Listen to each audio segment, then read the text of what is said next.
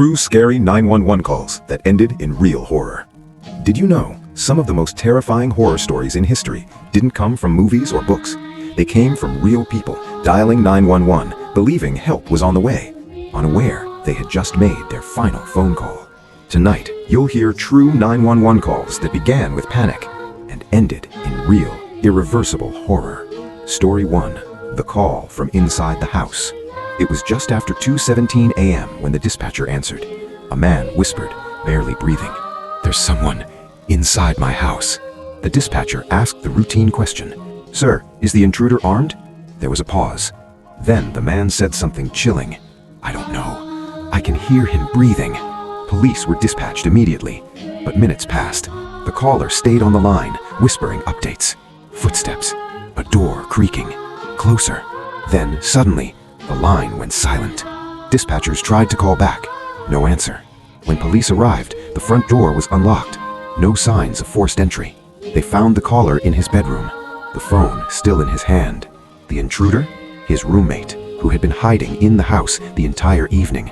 The call ended exactly 30 seconds before the attack. Story 2. Help me, he's right behind me. A woman called 911 while driving down a dark highway. Her voice was shaking. "He's following me. He's been behind me for 20 minutes. The dispatcher told her to stay calm, to drive to the nearest police station. Then her voice cracked. "He's flashing his lights. He wants me to stop." Moments later, she screamed. "I pulled over. He said my tire was flat. Wait, no, please." The call exploded into chaos. Wind. A car door slamming. Then, nothing. Police traced the call. They found her car abandoned on the roadside, engine running, door open. Her body was found 3 days later in a nearby forest. The man who followed her?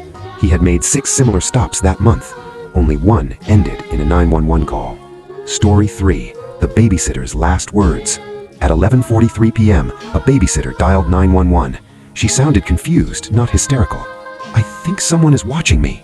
The dispatcher asked her if she was alone. "Yes, but the kids are asleep." Then she paused. "I just heard footsteps upstairs." The dispatcher told her to leave the house immediately, but the babysitter hesitated. "I don't want to wake the kids." That hesitation was fatal. Suddenly, the sound of glass shattering. She screamed. The call dropped. Police arrived within minutes. The kids were unharmed. The babysitter was found at the bottom of the stairs. The intruder had been hiding inside the house the entire evening, listening, waiting. Story 4. I don't think I'm going to make it. Some 911 calls don't end suddenly. They fade, slowly. A man called emergency services after being trapped in a burning apartment. Smoke alarms screamed in the background. "I can't see. I can't breathe." The dispatcher tried to keep him awake. "Sir, stay with me. Help is almost there." Then the man said something that still haunts dispatchers.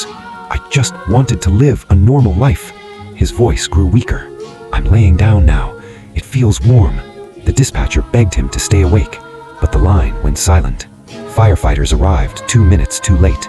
Every 911 call begins with hope. Hope that someone will answer. Hope that help is close. Hope that it's not too late.